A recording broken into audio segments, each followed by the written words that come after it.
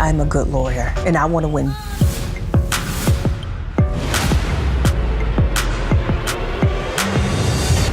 I killed JT.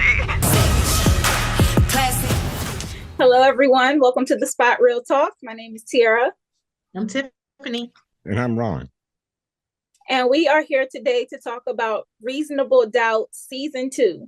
So, we're going to talk about the season as a whole. It has been outstanding. But before we get into our conversation, please make sure you guys subscribe to our channel, like this video, and click that notification bell so you get alerts whenever we post. Also, be sure to invite your friends and family to hop onto the Spot Real Talk, because we have a lot of good conversation today surrounding specifically this topic of reasonable doubt. So without further ado, let's go ahead and jump into the conversation, because the first season was already a banger. I mean, they killed it the first season. And so they came in strong with this follow-up. And it doesn't hurt to add Morris Chestnut to the lineup. I was going to say, it did not hurt to have all that beautiful chocolate on our screen. Jax is a strong woman. Oh, Lord. And I got to be here with two women. Okay. Listen, Jax, I was proud of Jax this season. Jax behaved herself under a lot of temptation. Well. I know Ron is going to have a lot to say, and that's okay. That's okay. Okay. I'm saving it. Yeah, so we can go ahead and start getting into this conversation, because, a big part of this season is Chanel's trial. So we know Chanel, Jax's friend, ended up getting into a domestic situation with her husband, JT, and JT ends up dead. So there's all this controversy surrounding his death. And of course, Chanel is the likely suspect. I mean, it was like off jump. She was taking accountability for it and saying that, she was defending herself against his domestic abuse, and all signs pointed right at her. So what else were we left to believe? And I kind of liked how they kind of let that build up, that suspense around this whole situation, because I know from the beginning, I was like, oh, snap, like she did this. I really believed what they put in front of us. You know what? But halfway toward in the middle of it, I felt like she was protecting someone. Yeah. I did. I felt like it was one of the kids, to be honest.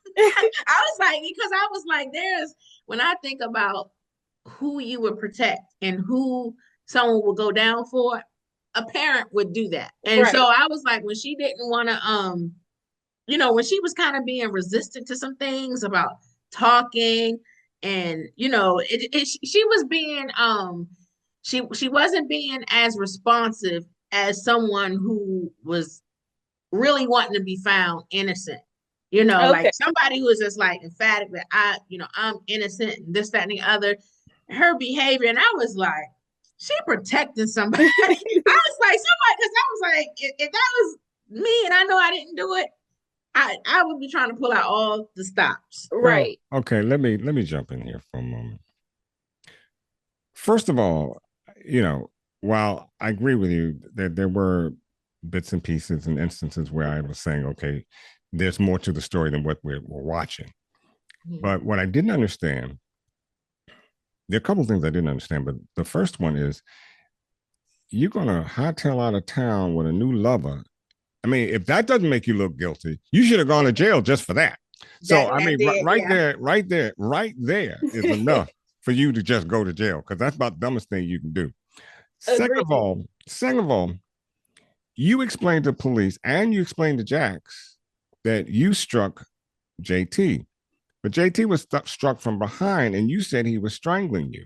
So it's very difficult for you to strike him from behind with that trophy, and you're on the ground fighting for your life, actually losing your life because he was strangling the heck out of you. And if Jax, not, she is presumed to be a very good lawyer, but I think she was a little too close to the case, because for me, the moment you told me that you were on the ground, being strangled, and he struck from behind, I'd say, who are you protecting? Because of the fact that you can't hit him from behind that hard and cause his death. And if you were to, he would see that you had the trophy in your hand. And another thing, your daughter walks in and sees your husband nearly killing you, it's perfect self-defense for her to come to your aid. And by doing so, had you just started with that, but then we wouldn't have a story. I understand that. See, we wouldn't have the story. But, let's just face it. That girl did nothing wrong. I mean, her daughter, Naomi, she did nothing, absolutely nothing wrong. Well, but no. She did nothing wrong. She was protecting her mother, and that is that closed case. She's already have instances where the man beat the living daylights out of her. You have the marks around her neck, bruised eye. Come on. I think that she wanted to protect her, Natasha, because we got to see our girl Candy Burris, who played Ebony in these last 2 episodes of the season. And it turns out that, JT, I guess, had custody, or the grandmother had custody, whatever, because Ebony, aka Candy Burris, her character had addiction issues and a whole lot of other things that we didn't get to come out in the court. So I think that Chanel was like, this daughter has already had a tough life. Like now her father is gone. Her mother doesn't have custody of her, and her grandmother seems to be a trip. Yeah, maybe this is something else. So I think she looked at the total picture and was like, this young girl has her whole life ahead of her and stuff, and she wanted to protect her. That's all.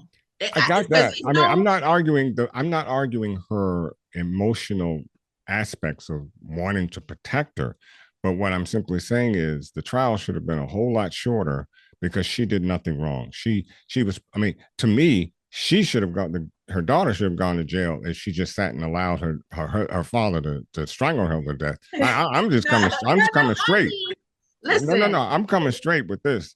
If you look, there is no way, Tiff. If some man, was she teenager or otherwise, she was a late, because I think they said she was like 17 or something. So she was a minor. She's a minor. She probably But here's my point. You got a son.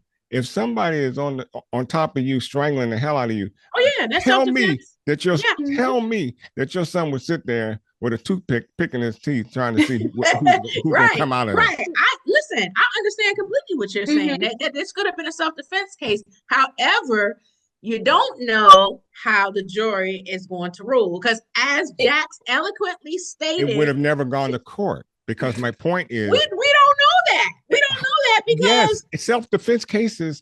Look, it would have gone to case, but we don't know what type of time she would have gotten, because look at the time that they gave Chanel, and that's why Jax had that conversation. Chanel. Look, if Chanel hadn't run, had she not run off with some dude, and then that $30,000 is sitting $30 million sitting in her account, and with her signature, even though she didn't know about it in the case, and that's the court has to. Your defense has to prove that you didn't know. So everything was stacked against Chanel, every single thing, including the fact that she was a black woman. Wait a minute. And that's exactly why Jax said not what she just said about the privilege. Look.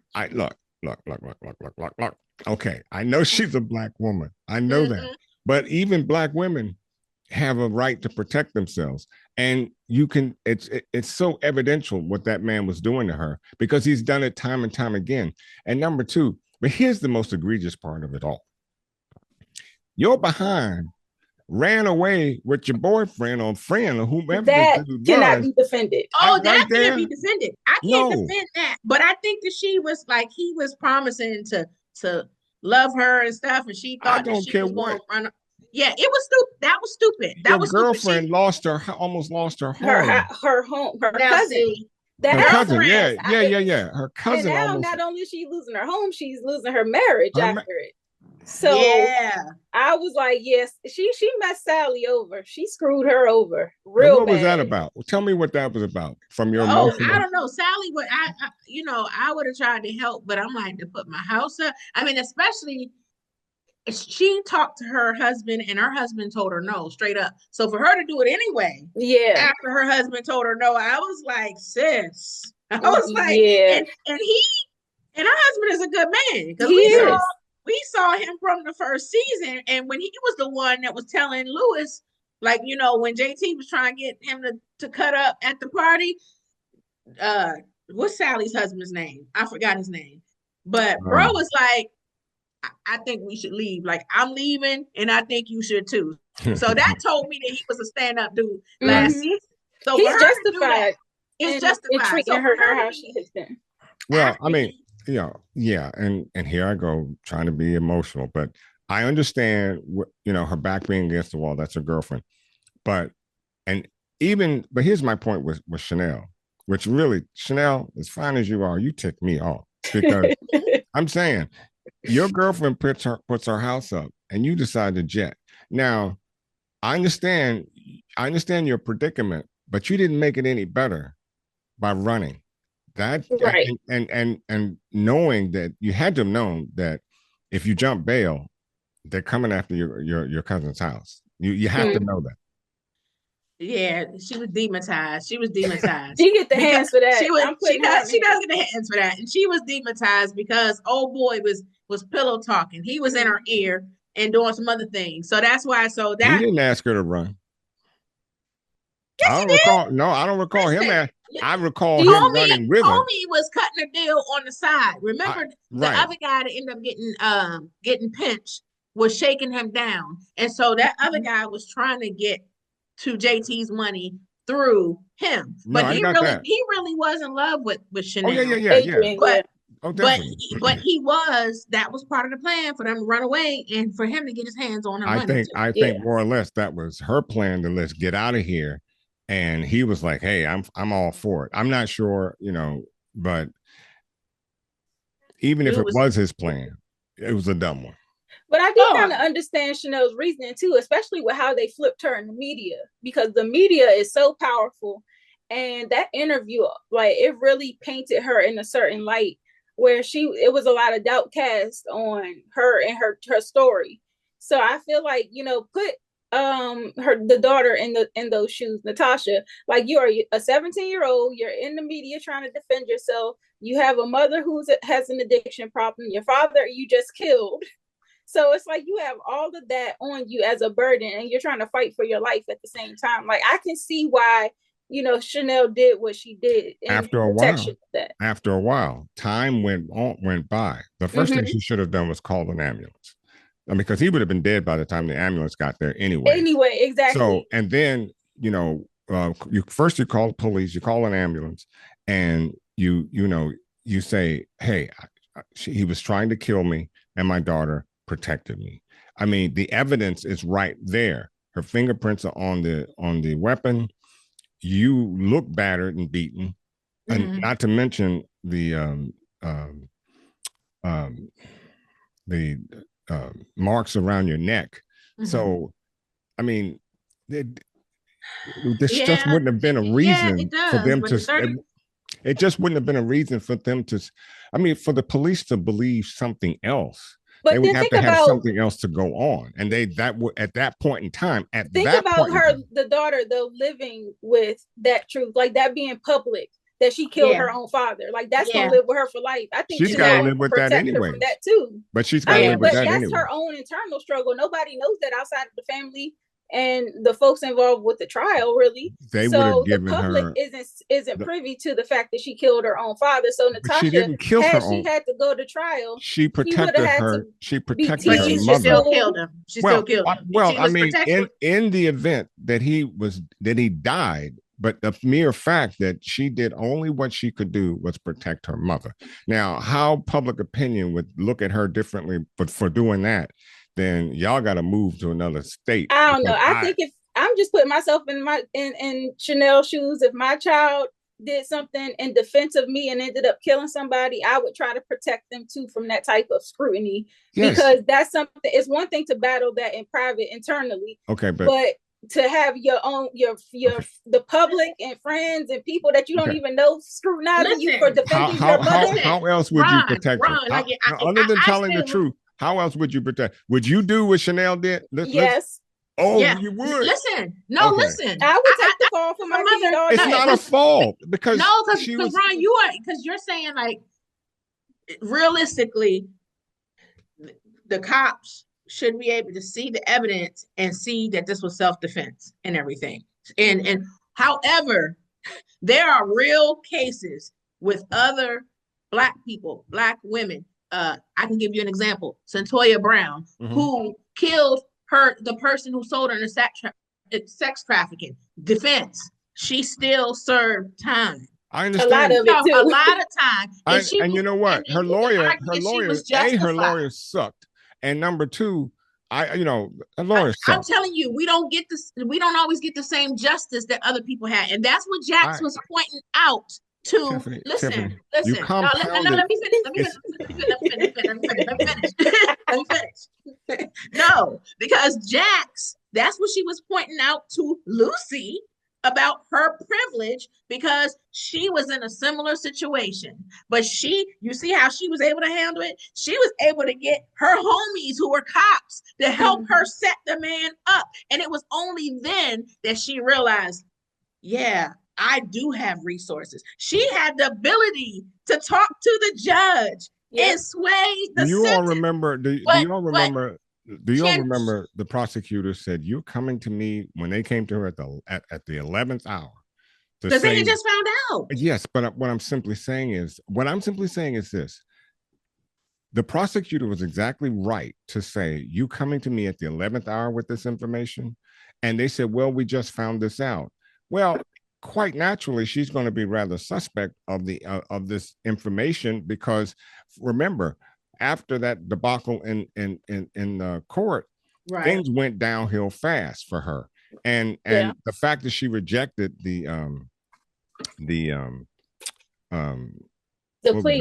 plea bargain, the fact that she rejected the plea bargain, and then they said, okay, now that we hear this information, the plea bargain's off the table. So quite naturally, the prosecutor would be suspect in what you're coming up with. Now, suppose that information was the initial information. I just don't see it going to court, because you have to have evidential. There has to be some sense of evidence as to what actually went on. It's her daughter, and this dead man, and he's dead for a reason. Why? Because he abused Chanel. He was trying to kill her. And not to mention, you have friends that would agree and sit there and say, this has happened many, many times over. And that little girl is not little girl, but that young girl wouldn't sit up in court telling a lie about such a thing. To me, and I understand. I'm black as the ace of spades. I'm black as the ace of spades, and I understand that we don't get the same judgment that everybody that seemingly I know because it's a jury of peers, like things that you think that should occur, like even self-defense, like she could have. It's a gamble. It seems like it's a gamble either that way. was more than enough, because she was up for an 11-year bid, and if it had not been for the prosecutor, who Jax did the right thing, had it not been for the prosecutor going to the judge and just telling the judge, hey, this, I don't believe that she should get any time, yada yada yada yada. But the more you did, Chanel, the more you brought attention to yourself as likely she was right for how she handled stuff. Well, that's only my point, though. Poorly, but I think I understand her thinking about not the running away and the money thing. I understand her thinking about wanting to protect the girl because the justice system and how it treats Black folks and stuff, we don't always get the same treatment. And it took what was happening to the prosecutor for her to put herself in Chanel's shoes and to recognize that she did have privilege and access. I can't say it took that, because the prosecutor never got the information to begin with. So all the prosecutor had was Chanel running away, $30 million in an account. Took that because they listened. We don't know. She was the one. My point is, if that information had been given to the prosecutor a whole lot sooner. Now I know they didn't have it, but my point being is, if the prosecutor had that information from jump, at the whole beginning of everything, I think it would have played a whole lot differently, because the likelihood of that little girl killing her father out of malice there's just there's no evidence to suggest that she did it out of malice. So the evidence clearly points that she was trying to protect her mother.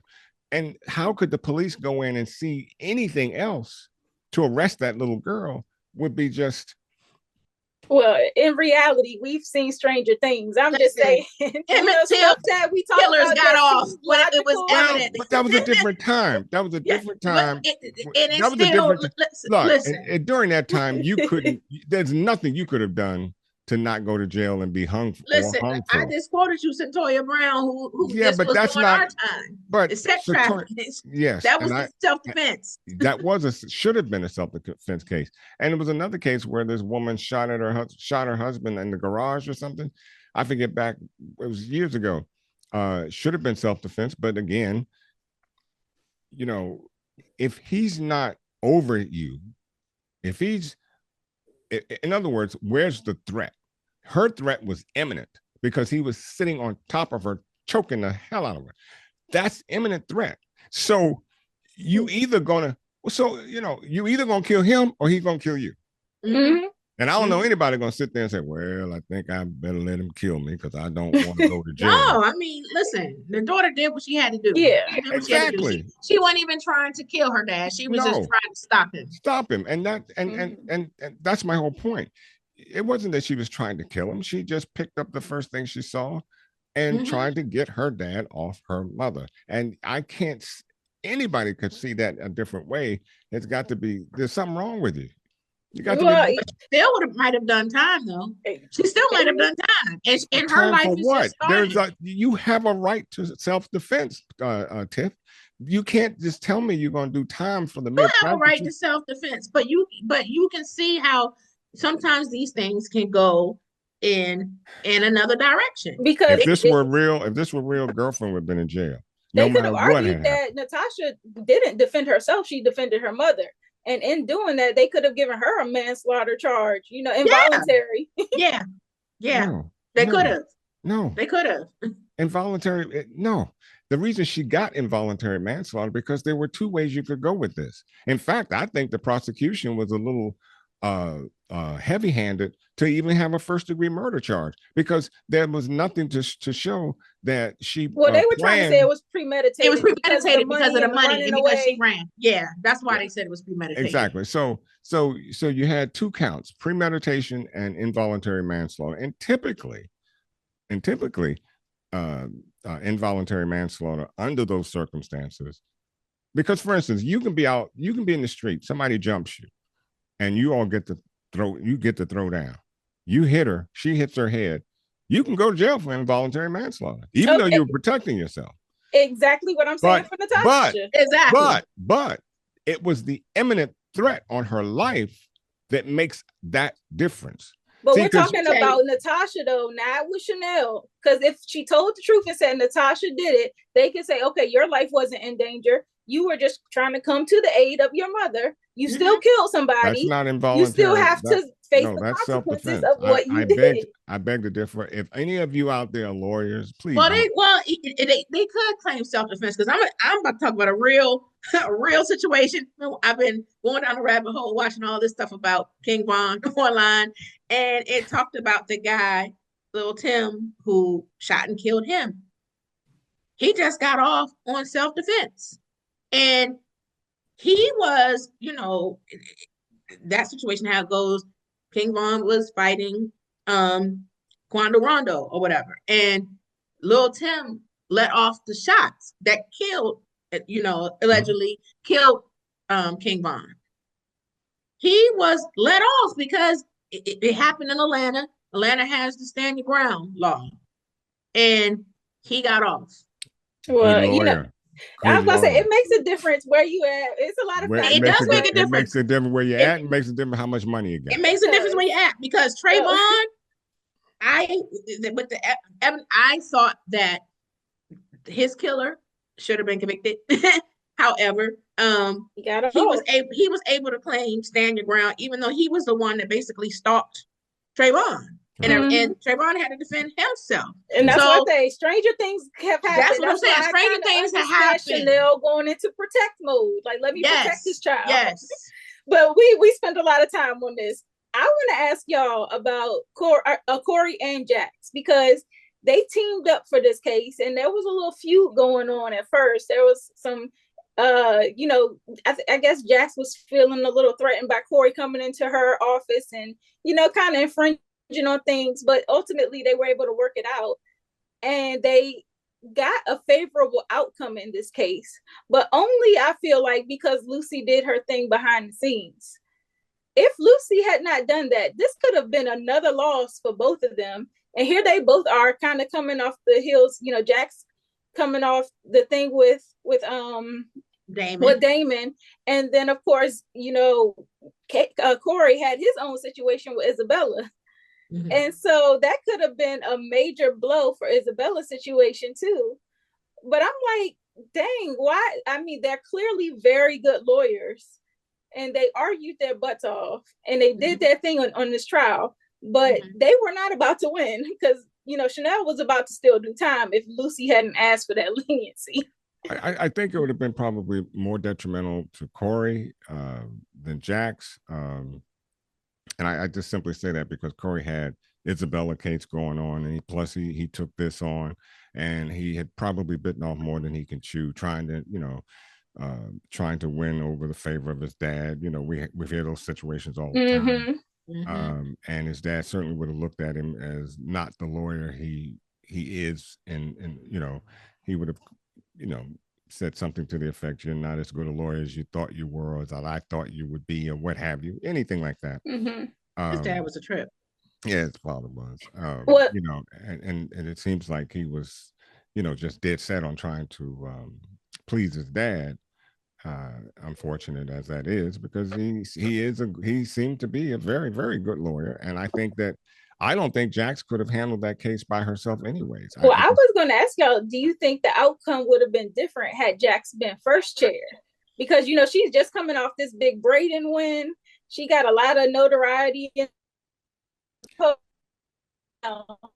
overcame that Damon situation.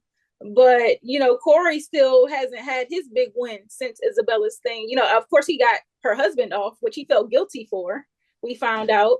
But he still seems like he's trying to prove himself. And so I'm wondering, would things have been different? Would there have been a clear win if Jax had been first chair? I think she was just too close. She was too close to it. Emotionally, she was too close to it, because you can see on the side that when she was hearing Chanel testify and everything, it was impacting her. And she already was having panic attacks and stuff. She wasn't quite over the Damon situation. That's why, she and Lewis are in therapy now, couples therapy, and her taking her medication and all of that. I think it would have been too much for her. Well, I was really impressed with Jax when she flamed Tony up on that stand. Because I was like, that was personal. Yeah, because Tony was out of pocket. I was just like, first of all, let's talk about that situation. Okay. Because talk about a bombshell. Here, Lewis and Jax are getting their marriage back on track, trying to do the work and go to therapy, and everything seems like it's just going off without a hitch. They are just getting back into the swing of things. And then Tony drops this bombshell that she's pregnant. And Lewis is kind of like, oh, snap, let me do my due diligence and make sure, just in case. And turns out he's the father. So that was something that I did. I mean, they have been kind of hinting at it since they have been dropping the little, flashbacks from last season. I'm like, okay, what's this got to do with this season? And so sure enough, he's about to lose Jax just as they are getting things back together. And I really felt like, dang, I wonder if Jax feels like this is the karma for all of her misdeeds in season 1. Okay, go ahead, Tiff. No, go ahead. No, you go ahead. I'm gonna sit first back. Because I have things to say. Go ahead, Ron. No. Go ahead.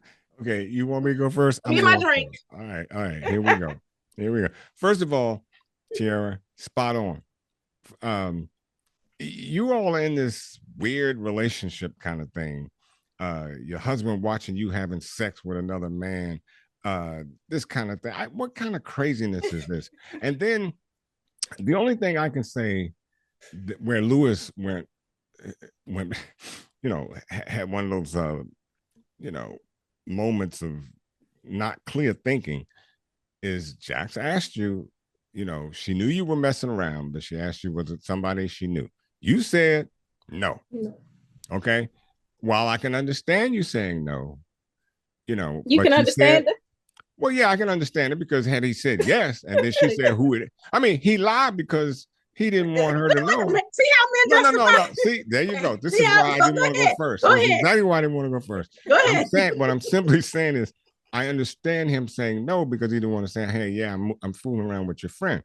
But my point being is, I was a little ticked off at Jax because of the fact that look at all the mess that you were doing. And yes, this was a break baby now, not necessarily, look, here's my thing. When you let the devil in, the devil will play all kind of cards. And these kinds of relationships, this is the kind of stuff it ends up with, or could end up with. And so how are you going to be mad when you let the devil in yourself? Y'all, the devil was at your door. I won't disagree with you there. No, I won't agree with that. I mean, I agree with that too. Some of this. I agree with that.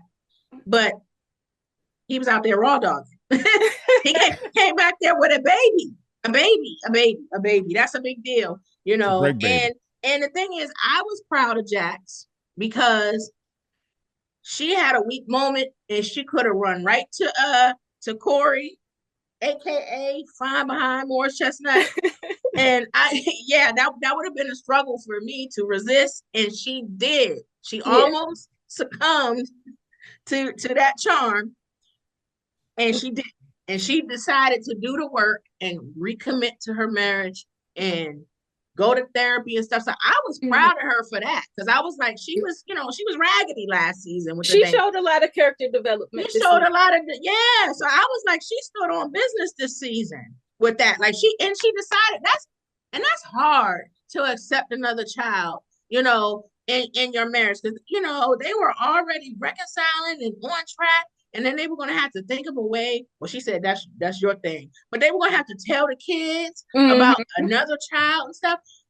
I don't know that I could have done it. Like, as much as I would have wanted to reconcile and everything, I don't know if I would have been able to handle the break baby. And not only that, though, she was actually going to go as far as defending Lewis's rights to be in the child's life. She told Tony straight up, you don't want to be in court with me again. No, because Tony Tony did trip. And then Jax even went as far as, letting Tony know, like, I'm going to be in this with y'all and I'm going to be supportive. So if you need anything, I'm here. And I was like, that was really big of her. Big of her. Because I don't know. Yeah. We don't have no gaming babies out here. As bad as it was, I think that she was last season. There are no Damon babies running around. Yeah, or the security guy babies. Right. Yeah, or the security guy. There you go. I mean, like, my point is, look, everybody makes mistakes. His was definitely a dumb mistake. Okay. He could have coded up and not have been that, not even have had that problem, but he didn't do that. Big dumb mistake. Got it. Got it. But your girl, I was a little ticked off with that holier than thou attitude that you had with all that mess you had going on last season. So my whole point is, look, you either are or you're not, and so that's look. See, I hate being the only man here. I think it was because he lied. That's the other thing. It's bad enough. No. Tiffany, she looked right at him. Would it have gone? Right, would it have gone? Tell me this. Tell me this now. I know what you're gonna say. I swear I know what you're gonna say. But would it have been any different if he said, "Yeah, I was fooling around with your girlfriend"? It would have hurt, but for her to find out the way she did. No. Because she asked him. She asked him if anybody he knew. He said no. What? Then she saw his black tail at the hospital. Okay, that's the And second I'm dumb keeping thing he it did. PG. I'm keeping it. She saw him and picked up the phone like, "Hey," and he was like, lying and said he was at work while she's looking dead at him. I thought she was really good. That Second she dumb kept thing. it G and she talked to her girlfriends and said, "I saw him, this and the other." Because Tim, I would have gone right over there. Like, But what? most women would have. And you know I what? would have. And you know what? Most men would at least looked up. Had you looked up and turned slight right, you would have seen her. So I'm like, Right. you all in that phone, and Negro, you getting a phone call, and look, she's asking you about where you in a roundabout way, what you're doing, where you are. Man, you don't have any look. You know what? You need some radar, bro. Yeah, some situational awareness. Yeah, She said he's a nerd. She said he's a nerd. But you know Okay. what? I did appreciate Lewis's apology and his heartfelt expressions to Jax, because I was like, what a moment. I mean, he really blew me away with how he, admitted to his faults and then went as far as telling her, how he wanted to move forward with her. And I think that really touched her in a way that opened the door for forgiveness. So I think, in a way, I think Jax really does see that this is probably, you get what you dish out. And she dished out a lot of stuff that led to Lewis stepping outside of the marriage. She pushed him away. And so I think that that's part of why her attitude changed and why she was being so accepting of the situation and trying to be helpful, because I think she knows, like, okay, I opened the door for this. And that's all I was I'm saying. moved by his speech too. I was moved by his speech. And at the end of the day, regardless of his mistakes, I do believe Lewis is a good man. He is. He is. He's a good man. So I was like, I understand her wanting to fight for her marriage. As well she should. And I agree, Tiara. It's you have to, add up, add these. Look, I got to add up what I've done. Now, maybe fourth quarter, you may be ahead by 3 points. For the first 3 quarters, I got game. Somehow in the fourth quarter, you end up with 3 points more. Looks like the game's going to end, but I don't know if that analogy works for you. But anyways, this thing got me all heated up. I should have worn a short sleeve shirt. Okay. That's why I'm wearing a t-shirt. Right.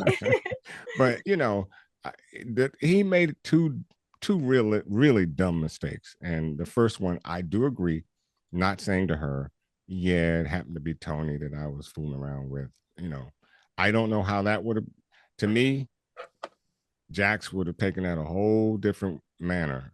And then to come out and find out that she's pregnant too, you told me that it was my girlfriend, and now my girlfriend's pregnant by you. Mm-hmm. To me, that would have gone.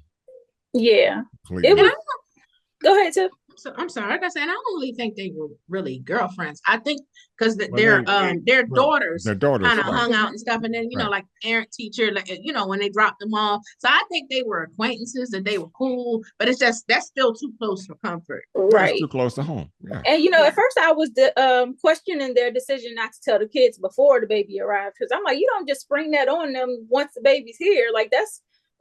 That's too soon. They don't have time to kind of like let it settle in and really accept what's going on with their parents. And Spencer has already been real sharp to the fact that Jackson and Lewis was having issues, and so it's like they're not like little tiny kids, they're teenagers basically, and so that you can't just throw stuff like that at them. But given the outcome where Tony's son actually did end up passing away, I was like, okay, it worked out in that situation that they didn't tell the kids, because then it would have been like, oh, you got our hopes up, you exposed all of this dirt going on in the family, amongst mom and dad, that maybe the kids don't need to know. The kids probably didn't know. The son had already clocked it, because he was like, oh, so now y'all, when they were all kissy push, like, oh, now y'all sleeping back in. He said, I saw you sleeping out on the couch. And he had already clocked it. He knows, Spencer knows, but he doesn't know that Lewis stepped out and had he didn't know that. So that's why I was like, if they had told the kids, then they would have exposed the fact that Lewis was out cheating and doing whatever he doing. Jack's really looking like an angel to them, because the kids don't know none of her deeds that she did, her dirt. So it's kind of like, You know, Wait a minute. Well, I'm sorry to interrupt. mhm. Go ahead. Finish your thought. Well, I was just saying the kids don't really know none of what Jax has done to step outside of the marriage. And so it might have painted Lewis in a really negative way with the kids if they knew that he had a side baby, not really understanding the whole context of the situation. So I guess it worked out that they didn't tell the kids, but I was really questioning the decision earlier on for them to withhold that. And I think that was a smart move. Because just like you said, kids have a funny way of seeing things differently. Well, not in a funny way. I mean, they're kids, and they wouldn't expect anything like that. Yeah, you'd almost have to come clean with the whole essence of their relationship. Yeah, and that would be detrimental if nothing else. My question: Did the son know that Jax was vaping?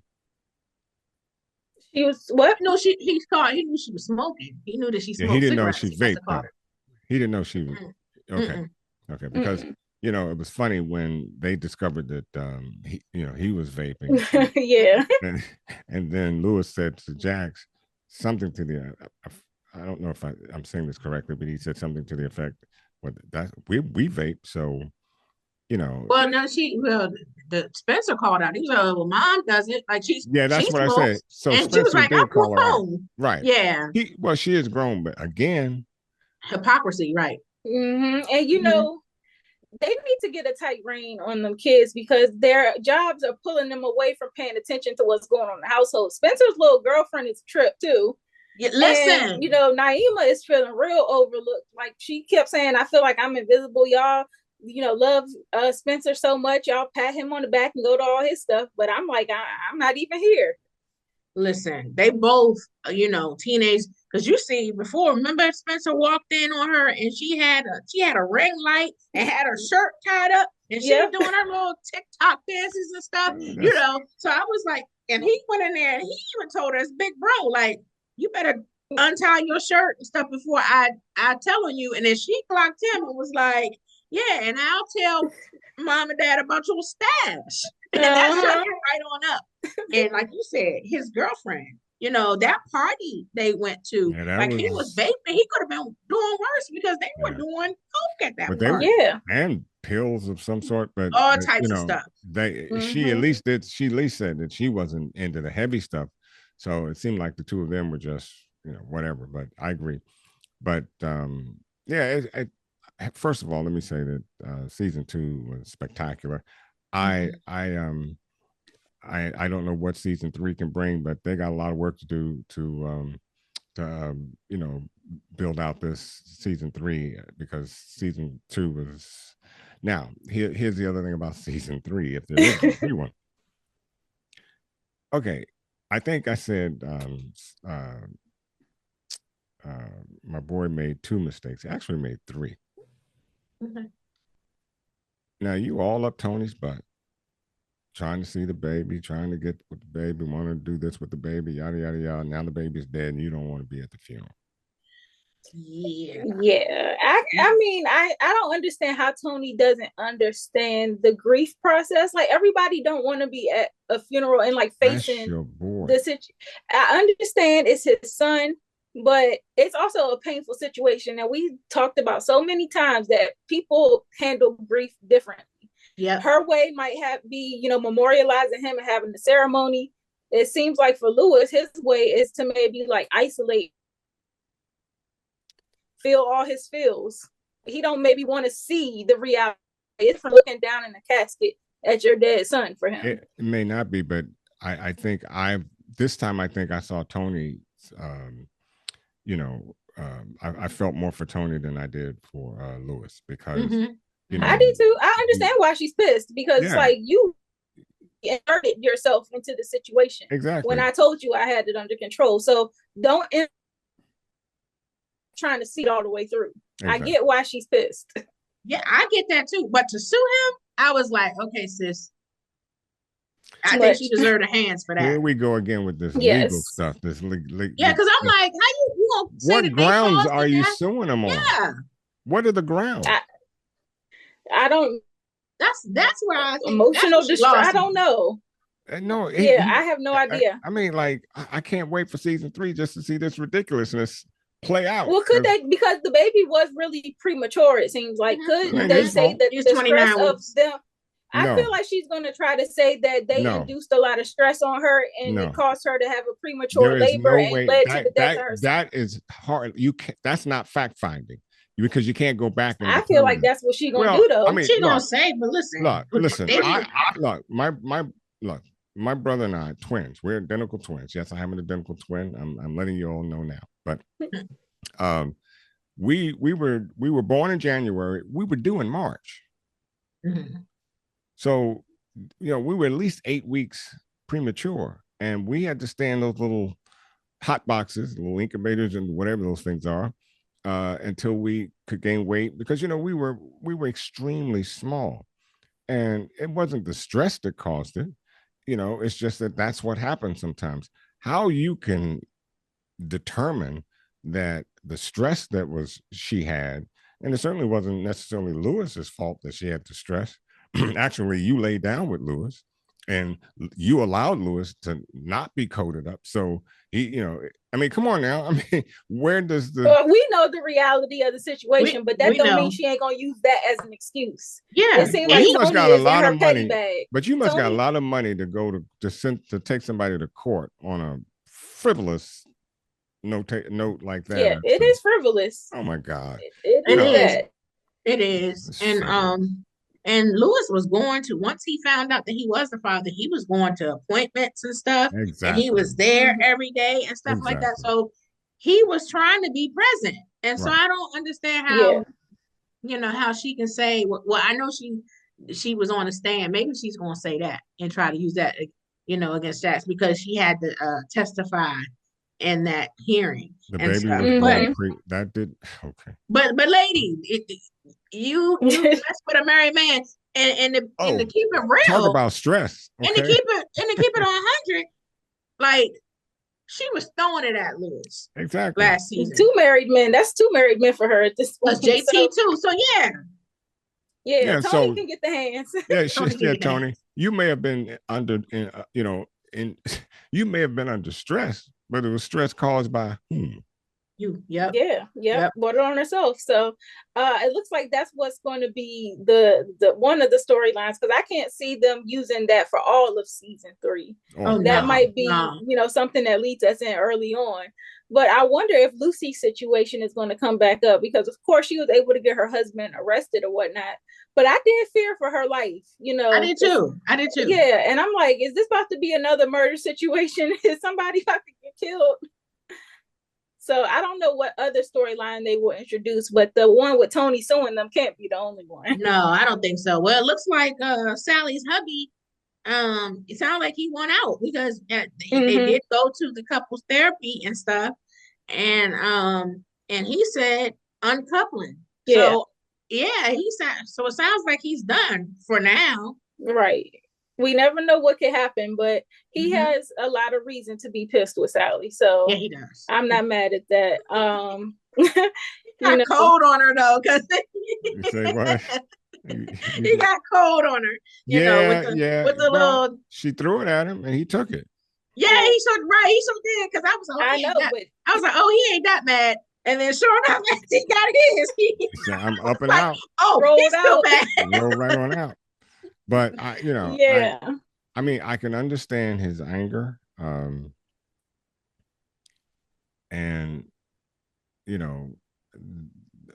I was really betwixt in between as to whether or not that would be enough, knowing what you knew, you knew why she did it. You knew that the circumstances at the time was about the only way that they could, try to save, Chanel.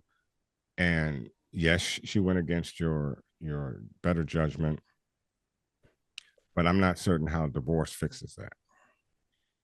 I think it's also because she went against his better judgment, but I think what made it worse was when she finally came clean and told him that Chanel didn't really do it, and that Natasha did it, and he was like, And how long did you know Sally. this? So it's like one more thing that you didn't tell me, and that's your, that's your partner, that's your spouse. So he probably like, And Well, those then are it, big but bombshells. you know what though? It goes right back to what you all were saying in the very beginning. Then she was actually not just protecting Chanel, but she was also trying to protect her daughter. So it looks to me after that explanation that she had no real choice to do into but not to stand in for her cousin. So I don't know. I don't know, but I think once you know what you know, you have to reconsider. You have to give it some, now therapy, yes. Is this SHIT gonna happen again? It better not. I mean, Right. We're gonna be on such a tight shoestring that if it even smells like you're about to do something like this again, I'm up and out. Yeah, I mean, but if I'm Sally, sorry, there's no way I keep something like that for my husband. There was no reason to not tell him. Correct. I mean, of course he might have disagreed with it, but give him the full scope of the situation so that maybe he can base his decision on facts. You're trying to protect a child, not Chanel, a grown woman. And maybe he might have had more sympathy for the child knowing that she actually did it. So that's why I was like, Sally, she can get the hands too. Yeah. I thought she should have told him. Yeah. So I don't know about all of that. I'm wondering if next season we see any more of Corey too, because it looked like they kind of buttoned up his storyline real nice. He got his big win. He got Isabella out, and he skates off into the sunset with his new love interest. That's the seconds.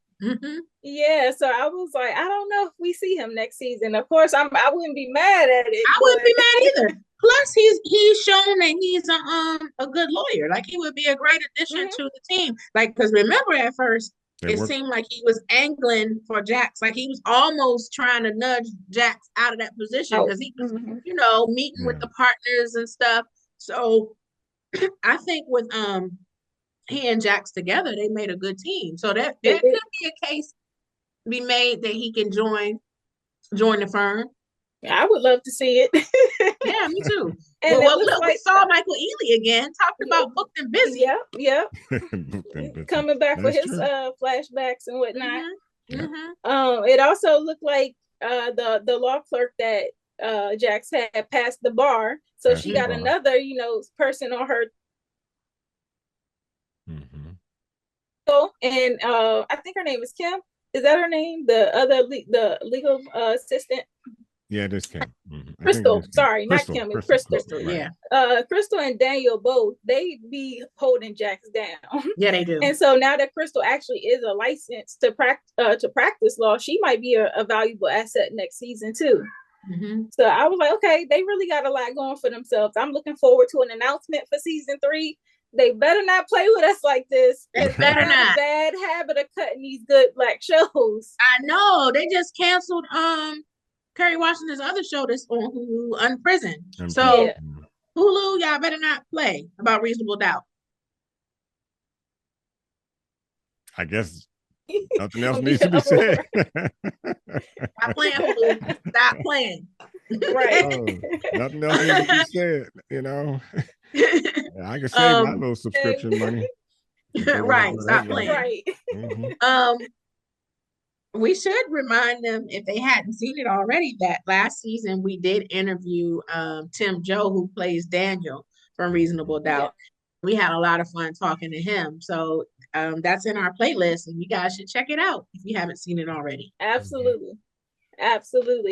So, this has been a phenomenal season. I'm so glad we got to cover it as a whole, because I know we were covering other stuff and time conflicts was just getting in a recap for this. So I'm glad we got to do it. Shout out to everybody involved, cast and crew, the writers. Everything is so tight. I meant to mention, I love whoever is doing the music for the show. They know when to drop the right song in the right spot. The music for the show is wardrobe and hair on point. Jax and Corey some of these outfits, I'm like, where they shopping at? They need to go ahead Me and drop too. the deets Me on Instagram. Me too. And Yeah. I'm dancing in every scene because everything. And then I'm like, oh my gosh, that's a bop. Every scene, the music is on point, like you said. I agree. Yes, I wanted to make sure I mentioned that because that was something that stood out to me. I'm like, oh, they are really killing it. So, yeah, shout out to everybody involved. Congratulations on a great season 2, and like forward to season 3.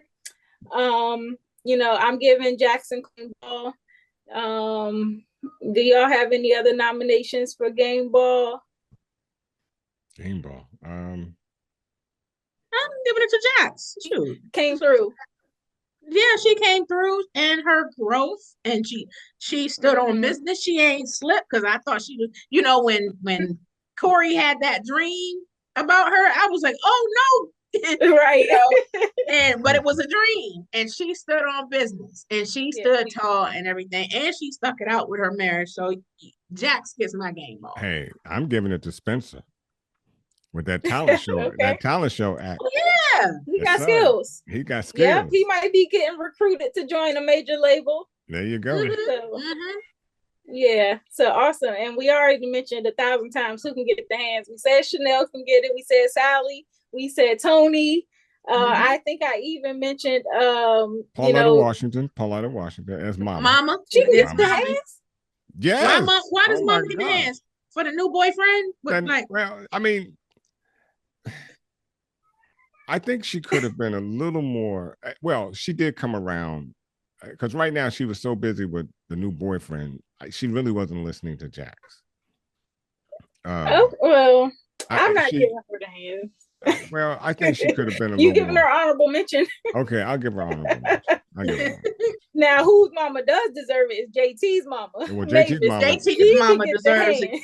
Well, yeah, JT's mama does deserve it. Yeah, she needs the foot. And I love what she said to her at the end. So, you know, she said we ain't family.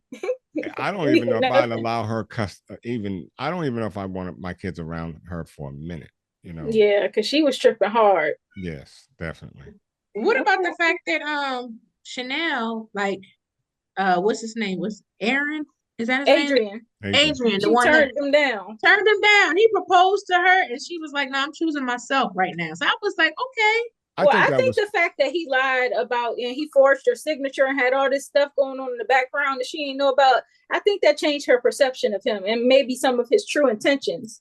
But I think he did really love her. I'm not mad at her for turning him down. No, I'm not mad. I think she turned him down for the right reason, which was, hey, let me get myself together. That's what I think too. Yep. I think that's what it is too. Because I think despite all of that, I think dude was hanging that stuff over his head. Like he was wrong, he lied, all that other stuff. But I think he genuinely loved her. But I agree with her decision to step away and focus on her first because she has a lot of trauma she has to deal with. No, definitely. Her and them kids need some therapy. Yeah. So. Yeah. Has been an amazing discussion. To all the viewers out there, please drop down in the comment section and give us your thoughts on this season of Reasonable Doubt. Please also be sure to subscribe to our channel, click that notification bell, and like the video. We are also on all major social media platforms at The Spot. Like I said, your daddy, your mama, hop on to The Spot Real Talk because we have some more amazing content coming. And if there's anything that you would like to see recapped, please drop down in the comments or hit us up in the DMs you want to see recapped because we are happy to take your suggestions as well. Ryan, y'all got anything else before we roll out? Yeah, let me know if anyone has seen 61st Street on the CW. I'd like to know your impressions if you've seen it or if it's something that you'd like for us to cover. I saw it. It was brilliant program. But I'd like to know your opinion as well. So if you've seen it, let us know. Okay, Tiff, you got anything? Nope. All right. Well, on that note, we are going to call it a night. Thanks so much for watching. Make sure you are tuned in next time we come back with another great recap. So have a good night and we'll see you. Bye. Bye.